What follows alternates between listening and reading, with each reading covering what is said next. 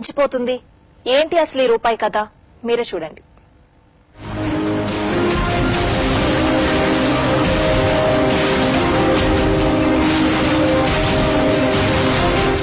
ఒక్క రూపాయితో 400 fighter jets వస్తాయి. ఒక్క రూపాయితో 1100 యుద్ధ హెలికాప్టర్లు వస్తాయి. ఒక్క రూపాయితో 2500 యుద్ధ ట్యాంకులు కొనుగోలు చేయొచ్చు.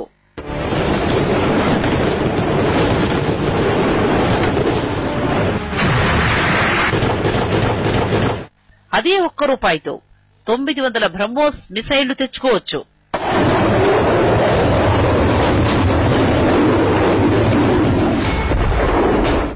అవును, దేశ జనాభా 130 కోట్లు. ప్రతిరోజు ప్రతి ఒక్కరూ ఈ అకౌంట్ లో 1 రూపాయి జమ చేస్తే రోజుకు 130 కోట్లవుతుంది. రోజుకు రూపాయి లెక్కన వేసుకుంటే నెలకు 3900 కోట్లు జమ అవుతుంది. అదే లెక్కలో ఏడాదికి 46,800 కోట్లు జమ అవుతాయి. పాకిస్తాన్ వార్షిక బడ్జెట్ కేవలం 47,000 కోట్ల రూపాయలైతే భారత రక్షణ బడ్జెట్ అంతకు 5 రెట్లు ఎక్కువ, అంటే 2,58,000 కోట్ల రూపాయలు. అంటే మీరు డిపాజిట్ చేసే 1 రూపాయి పాకిస్తాన్ వార్షిక రక్షణ బడ్జెట్ అంతా. ఆలోచించండి, 1 రూపాయి, కేవలం 1 రూపాయితో మన శత్రు దేశాన్ని ఎలా గడగడలాడించొచ్చో చూడండి.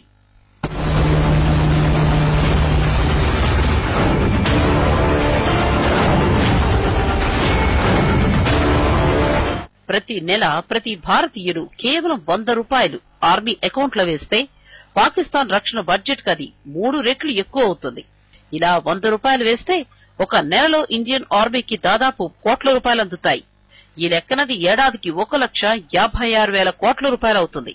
ఈ డబ్బులతో అమెరికా రష్యాలు తరదన్నే ఆయుధాలను ఇండియన్ ఆర్మీ సమకూర్చుకోగలదు. అప్పుడు మన ముందు చైనా కాలి గోటితో సమానమవుతుంది. ఒక ఎస్యు సుఖోయ్ ధర 350 కోట్ల రూపాయలు. మీరు వేసే డబ్బుతో మన ఆర్మీ అలాంటివి 400 కొనుగోలు చేయొచ్చు. ఒక లైట్ కాంబాట్ హెలికాప్టర్ ధర 135 కోట్లుంటుంది. మీ రూపాయితో ఇండియన్ ఆర్మీ 1100 హెలికాప్టర్లు కొనగలదు. ఒక యుద్ధ విమానం దాదాపు 60 కోట్ల రూపాయలుంటుంది. మీరు వేసే డబ్బుతో 2,500 యుద్ధ విమానాలు కొనుగోలు చేయగలదు ఇండియన్ ఆర్మీ. అలానే ఒక భారతీయ అర్జున్ ట్యాంక్ ధర 55 కోట్లు. అలాంటివి 2,800 ట్యాంకులు కొనగలదు. ఒక బ్రహ్మోస్ మిసైల్ ధర 18 కోట్లు. అలాంటివి 9,000 బ్రహ్మోస్ మిసైళ్లు ఇండియన్ ఆర్మీకి దొరుకుతాయి.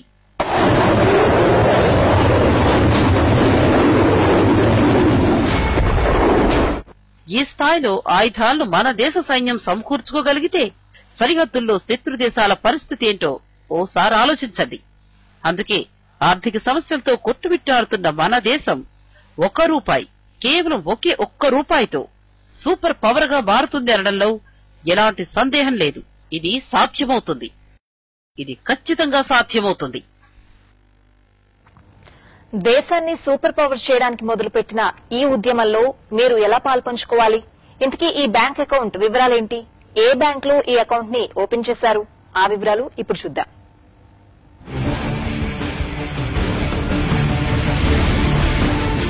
సిండికేట్ బ్యాంక్ లో ఇండియన్ ఆర్మీకి సంబంధించి బ్యాంక్ అకౌంట్ ఓపెన్ చేశారు. దాని అడ్రస్ సౌత్ బ్లాక్, కొత్త Delhi 110011. Account number 90552010165915. IFSC code SYNB 0009055. సరిహద్దుల్లో మన సైన్యం సింహాల్లో దూసుకెళ్లడానికి ఉపయోగపడే అకౌంట్ నెంబర్ ఇది.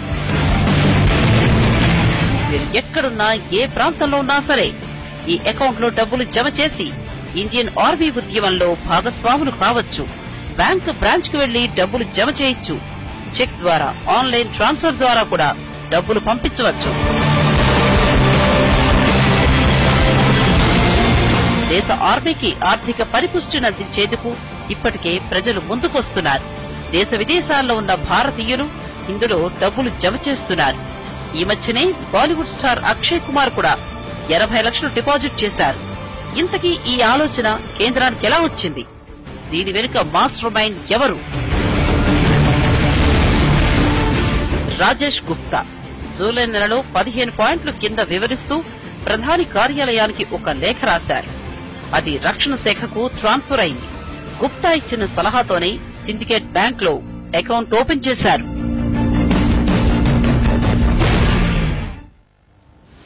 సో ఈ ₹1 మన రక్షణ శాఖను కాపాడాలి అంటే అది మన చేతుల్లోనే ఉంది. ఇది వాళ్ళ స్పెషల్ ఫోకస్. Stay tuned.